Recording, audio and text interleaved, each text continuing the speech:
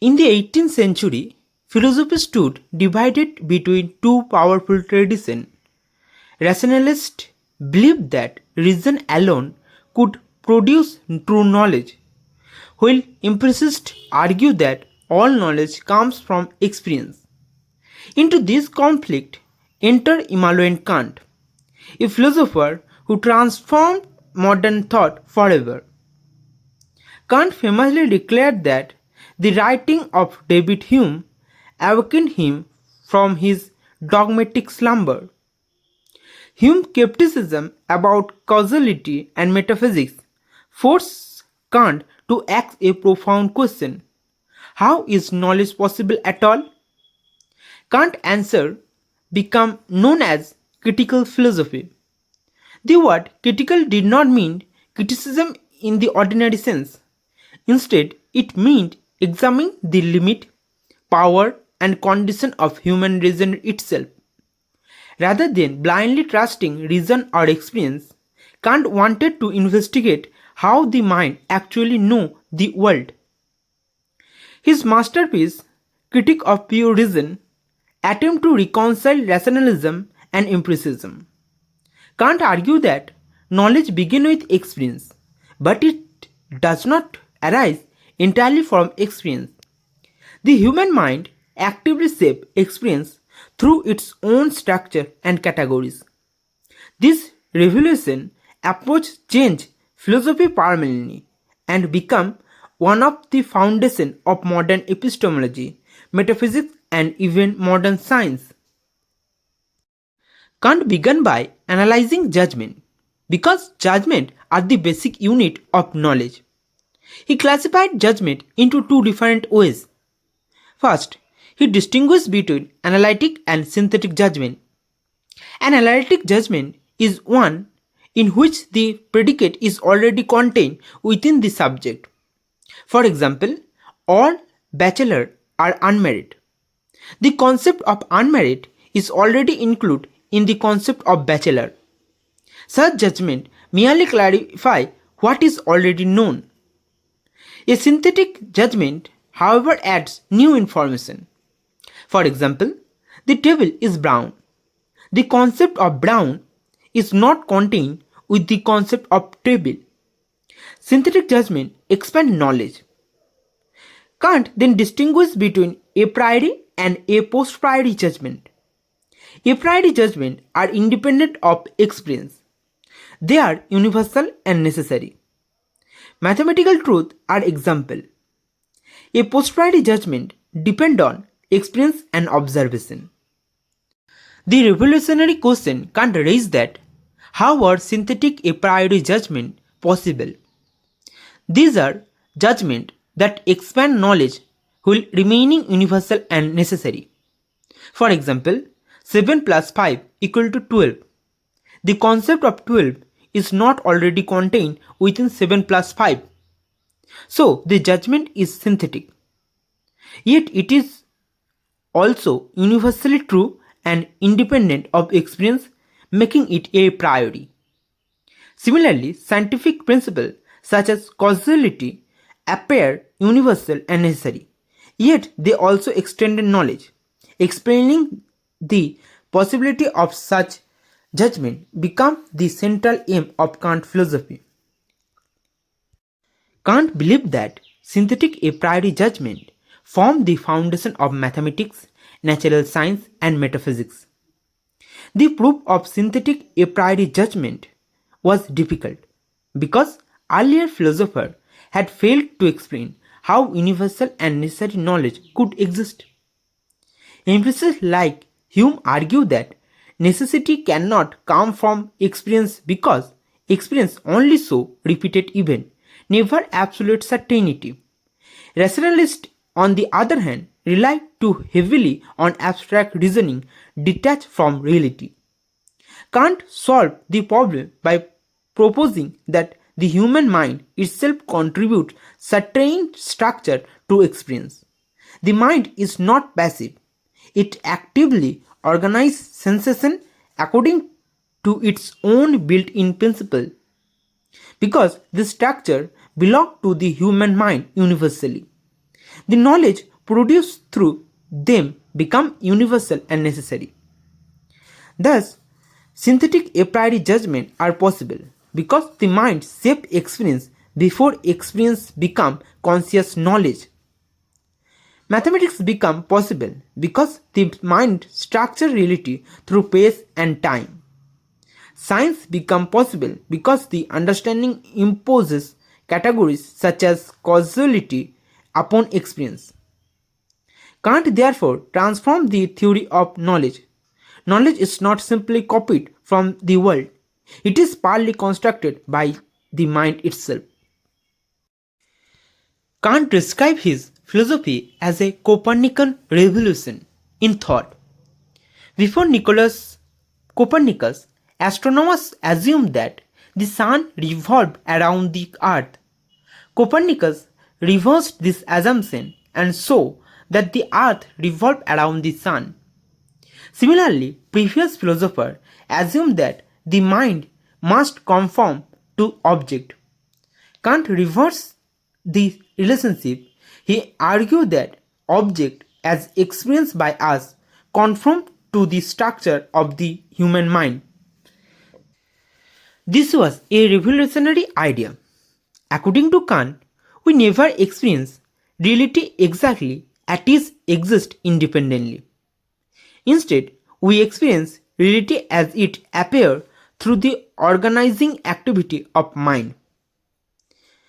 The mind acts almost like a lens through which all experience is filtered. Space, time, causality, unity, and substance are not properties discovered in things themselves. They are forms imposed by the knowing subject. Thus, human knowledge becomes possible because the mind provides order and structure to experience. This shift marked one of the greatest turning points in the history of philosophy. Kant argued that all knowledge begins with sensibility, the faculty through which objects are given to us. Sensibility operates through two pure forms, space and time. Space is the form of outer sense. Everything external is experienced spatially. Time is the form of inner sense. All experience occurs within temporal succession. Kant insists that space and time are not objective properties existing independently in the world. Rather, they are structure of human perception. This means that we do not learn space and time from experience. Instead, experience itself becomes possible only because the mind already organizes sensation spatially and temporally. Geometry is possible because space is a priori form of institution. Arithmetic is possible because numbers unfold through temporal succession. Thus, the mind contributes the very framework within which experience occurs. Beyond sensibility lies another faculty called the understanding. While sensibility provides raw institutions, the understanding organizes them into meaningful objects through concepts called categories. Kant identified 12 categories, grouped under 4 headings: quantity, quality, relation, modality. Among the most important categories are unity, plurality, substance, causality, necessity. For Kant, these categories are not learned from experience. Instead, they are a priori concept built into the structure of human understanding. Without categories, experience would be chaotic and meaningless. Sensation alone cannot produce knowledge unless the understanding organizes them. Kant famously declared, "Thought without content are empty. Institutions without concept are blind." The category of causality becomes especially important because Kant believed its answer Hume's skepticism. We perceive causal order not because we observe necessary connection directly, but because the mind itself imposes causality upon experience. Thus, science becomes possible because nature conforms to the categories of human understanding. For your better understanding, I mentioned the 12 categories in this slide. Kant next attempt to justify the validity of the categories. The metaphysical deduction explains how categories arise logically from the forms of judgment. Since judgment structure all thinking, the categories become the basic concept underlying thought itself. The transcendental deduction is more complex and important. Here, Kant asks, why do categories apply necessarily to experience? His answer was the categories are conditioned for the possibility of coherent experience. Without concepts such as causality, substance and unity, we could never organize sensation into stable object. For example, when we perceive a moving object, the mind synthesizes different sensations into one unfilled experience through the categories. Thus, categories are objectively valid because they are necessarily for any possible human experience. This transcendental deduction therefore becomes the heart of Kant's critical philosophy. One of Kant's most famous distinctions is between phenomena and noumena. Phenomena are things as they appear to us through the form of sensibility and categories of understanding. Noumena or things in themselves are reality exist independently of human perception. Kant argued that human knowledge is limited to phenomena. We can never know noumena directly because all knowledge is filtered through the structure of the mind. This does not mean that noumena do not exist. Rather, they lie beyond the limit of possible experience. The distinction preserves both science and humility. Science remains valid within the phenomenal world, but reason must recognize its limit regarding ultimate reality. Thus, Kant rejects both naive realism and extreme skepticism. Beyond understanding lies a higher faculty called reason. Reason seeks completeness and ultimate explanation. It naturally produces three great ideas: the soul, the world as a whole, God. These ideas guide thought, but Kant argued that they cannot become object of genuine knowledge. When reason tries to prove the immortality of the soul, the existence of God, or the ultimate nature of the universe through pure speculation, it falls into contradiction and illusion. For example, reason can argue both that the world has a beginning in the time and that is eternal. Such contradiction reveals the limits of speculative metaphysics. Kant calls this errors transcendental illusion. Nevertheless, the ideas of reason still have practical importance.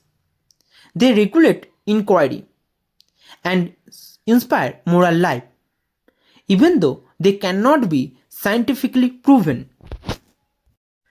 Kant ultimately rejects traditional speculative metaphysics.